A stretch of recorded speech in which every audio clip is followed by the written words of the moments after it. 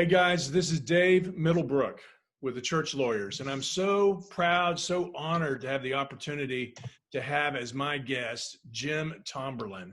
Well, Dave, it's great to be with you as always, and appreciate our partnership over the years as we've helped churches with church mergers. Been a pastor for 4 decades, serving the local churches for the last 15 years as a consultant, helping churches in multi-site and merger strategies.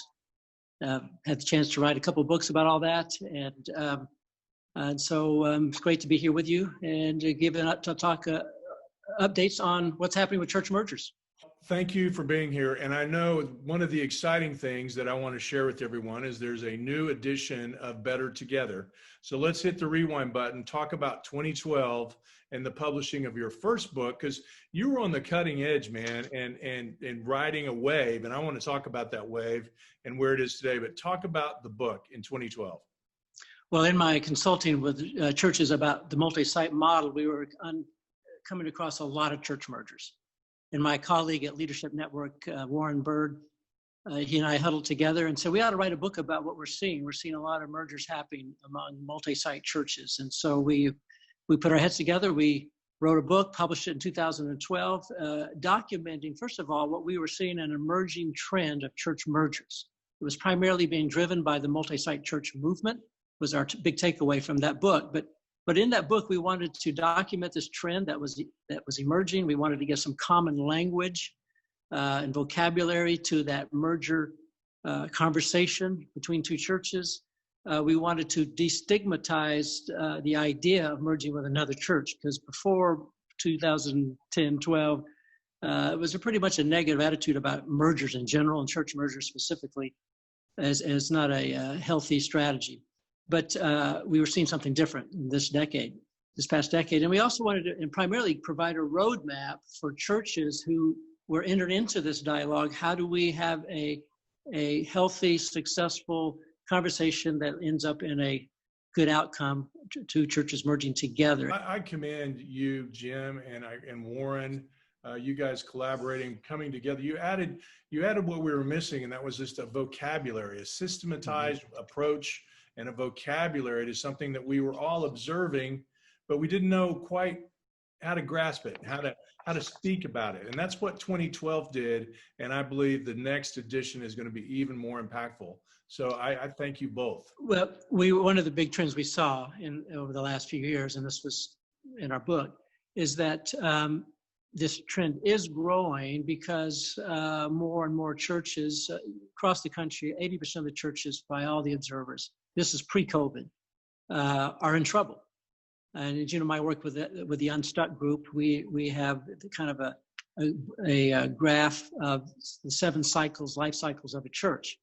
Half of the church, about 86% of the churches are on the downside. They're either in maintenance mode, or even worse, in preservation mode, or even worse, life support. About 25% of the churches are in that preservation and life support mode, and they were in trouble before COVID. Now with COVID, we're going to see an acceleration of more mergers. Almost weekly during these 4 months of COVID, I've been contacted by churches who said, we're not going to make it. Could we join you? And we've had several mergers that have occurred virtually. The town halls, the voting, all of that. So, yeah. I mean, some of these conversations had already begun beforehand, but they recognize this is the time now to make this change. We thank you on behalf of the law firm, myself and Stephen Goodspeed and the rest of the crew. Thank you, because it feels so much like ministry. When a church merger happens, it's one of the most satisfying things we get to do as attorneys. Because we feel like we're bringing together folks, we're bringing life into a situation and continuity and continuation and all kinds of adjectives that are used, but it's really an exciting thing for us. And so we appreciate the relationship and having the opportunity to work with you. Well, Dave, it's been a mutually beneficial relationship that's been mutually rewarding, I should say. And you and your team have been awesome in helping my church clients over the years navigate those delicate waters of the legal side of a merger. I always am asked, do we need to get a lawyer or an attorney? Or I'll say, in the early stages, who's your attorney? Well, do we need one? And there's two questions I always tell churches when they first contact me, or they always ask churches when it comes to the legal side. First of all, what do the bylaws say about two things?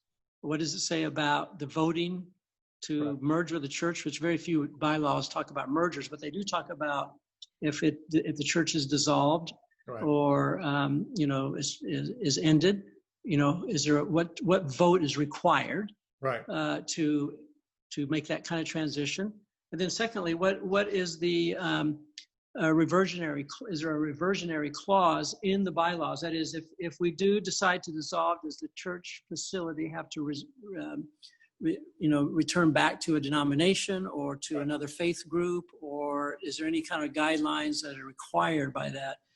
And so those two things are a starting point, but there's a whole lot of other things. What other things do churches need to know legally? Well, I should say one other thing I say to them is that anytime in a merger, you have two entities, two churches, and one of those is going to dissolve legally. Right. I like to say to them, for many churches, they're in decline. If they don't do this, they're going to go out of business. But I say, if you choose to join with another church that's healthy and vibrant, that you have affinity with, you have a chance to, your chapter will end, but the story continues on. But if you go out of business, your story is over. Sure. If you have a chance to choose your destiny, you have a chance to choose, a second life, a new life, or a second birth. Jim, thank you so much for your time. I know there's a lot going on in the church world right now, but thank you for taking the time to talk to us about this. I'm excited about the book. I know everybody watching will be excited as well, and God bless you.